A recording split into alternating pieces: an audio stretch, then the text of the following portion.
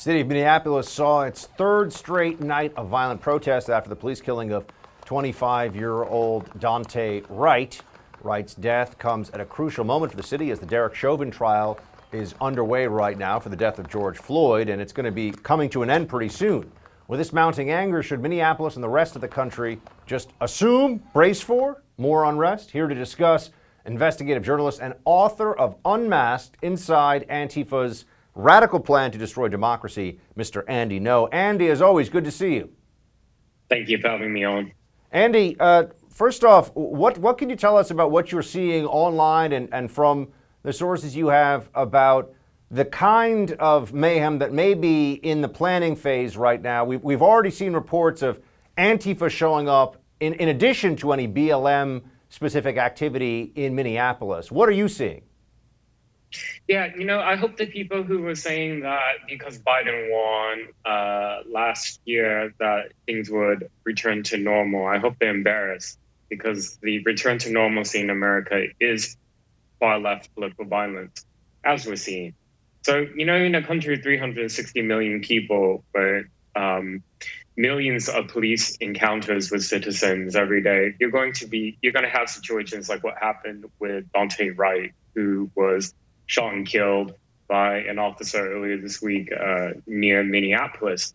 Now, he's been lionized again as some type of BLM martyr who is a great role model for people. You look up his criminal history, even though at only 20 years old, he has quite many lists of encounters with police previously on really serious charges.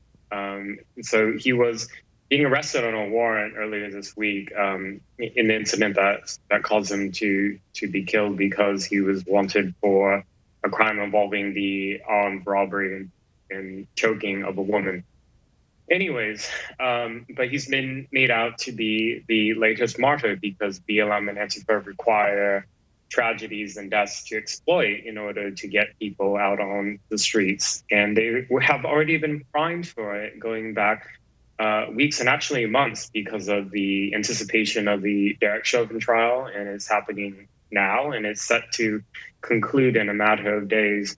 I've been listening to what the defense side has been saying. They seem to present a pretty strong case. I don't think we're going to get a murder conviction. And even if we do or don't, it doesn't really matter because people are going to take out to the streets, and the structures and networks that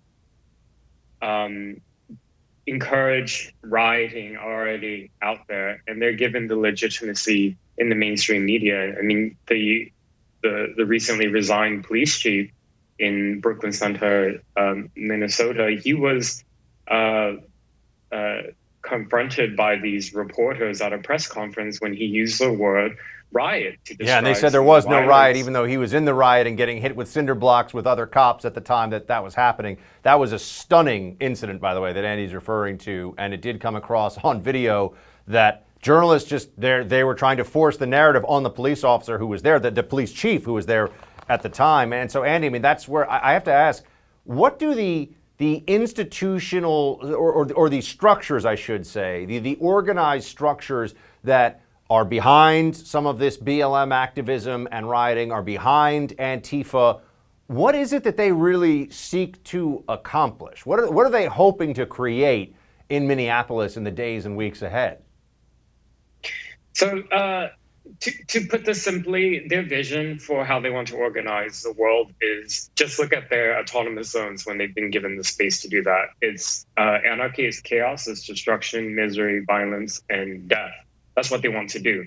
So their attacks on law enforcement institutions, getting their political agenda pushed through, for example, the defunding of police departments and or having morale so low that officers quit or transfer to other departments, that's all intentional. They want to create an environment in urban areas where they can go out and essentially be violent criminal thugs and to do it with impunity. And they're able to do that.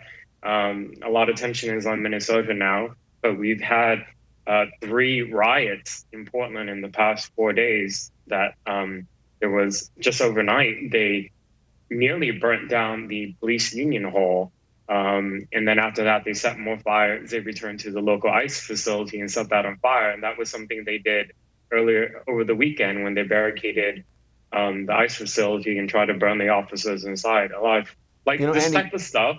yeah, it doesn't get any media coverage. I mean, I think this the Portland facility, of which I know you and I have talked about this on radio, and I'm trying to tell people about this, to barricade entry and exit into a building and light it on fire is absolutely arson and perhaps even attempted murder, depending on the situation, of federal officers. Not a word about this on CNN, the mainstream media. They haven't touched this issue at all. And to that end, Andy, I want to point out that while Joe Biden has made he's muttered a few statements about, there's not an excuse to loot or to riot, there are Democrat politicians who seem to at least give some spiritual and ideological cover, if you will, for some of these activities, making it seem like there's something very, there's some need for this because of how evil and racist the cops are. Here's Alexandria Ocasio-Cortez. Dante Wright's killing was not a random, disconnected accident.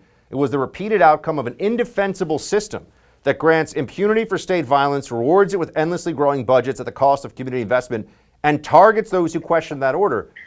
She's already been charged with manslaughter, the officer in question here, and it's very clear that it was, in fact, an accident, and she may spend a lot of time in prison for that accident. AOC makes it sound like this was a cold-blooded racist execution. She's a sitting member of Congress.